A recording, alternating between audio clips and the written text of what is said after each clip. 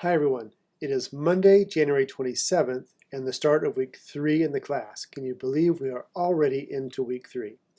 I hope your semester is hitting a little bit of a rhythm and you're able to kind of keep on top of things. I know for me, this is the part of the semester where things start to feel like they speed up a little bit. So hopefully you've got your semester managing pretty well so far. Now, given this is week 3, this is a big week. If you recall from the syllabus or the calendar for the class, every third week of the semester, so 3, 6, 9, you get it, there is an exam. Every third week is exam week. We have 5 of those in the class. So this week, being week 3, is exam week.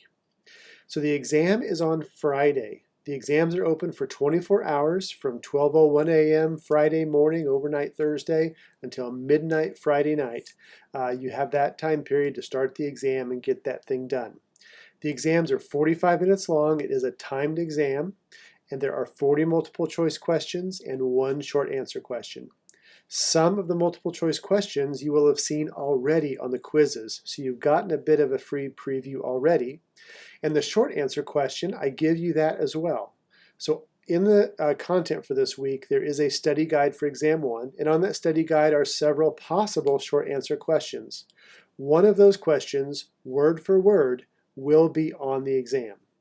It is important, despite the fact that this is an online exam and you might be thinking, it's open book and open notes, and it certainly is. You can use your resources for this. You simply don't have time to look up every answer. You've got to be prepared to answer most questions on the exam, or you will not have time and will not do as well as you want. So my advice to you is prepare for this exam as if it were a closed book exam. Be able to answer the questions that you recognize are the answer to pretty quickly, and leave some time at the end to perhaps go look up a few answers that maybe you're not quite so sure about.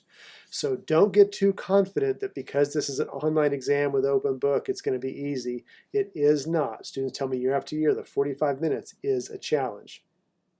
For the short answers, if you prepare a good answer for all 6 of those, you will be ready to knock that out as well. So don't try to guess, prepare answers for all 6. And here's kind of a pro tip. As you prepare answers for the short answers, you're also preparing to answer multiple choice questions. I tend to ask some multiple choice questions related to the short answer questions I don't pick. So pay attention to that study guide and you will be well prepared for the exam. Now the exam does use the Lockdown browser, and you might want to test that out, scratch that. I insist that you test that out before you try it on the exam. Under exams and quizzes content this week, there is a test exam or a test quiz. It's only 3 items. It's unscored. It's not about how you do on the quiz. It's just to practice opening an exam or quiz with Lockdown browser to make sure that it works on the device you plan to use. So whatever device you're going to use, try that test quiz and make sure Lockdown browser works. If you don't know what Lockdown browser is, there is information in the Important Stuff module at the very top of our class page that will tell you all about the Lockdown browser and tell you what you need to do to make it work on your favorite device.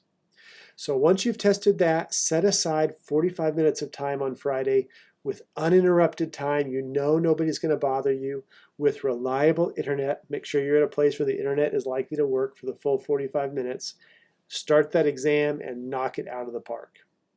So that's it about the exam. If you have questions, post them to the discussion boards or shoot me an email. I would be happy to visit with you about those.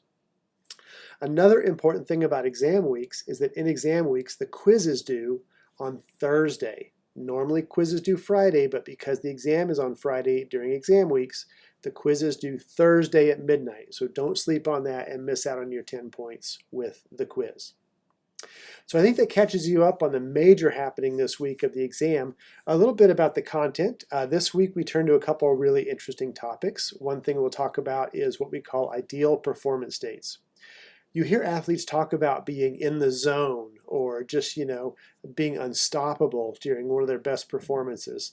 That certainly is one of the most interesting psychological aspects of sport and other aspects of performance. And we'll learn a lot about what those kind of ideal performance states look like, or being in the zone. They share some common psychological characteristics that we can try to learn more about. Also this week, we'll talk some about the role of assessment in the psychology of sport and performance. And this is a key topic that probably happens in most any psychology course you take. With anything we try to understand in psychology, one key question you should always ask is, how do they measure that? How do we know that? How would we try to better understand that? Well, that's all about psychological assessment. And we'll talk some about that and how that is done in the context of sport and performance as well this week.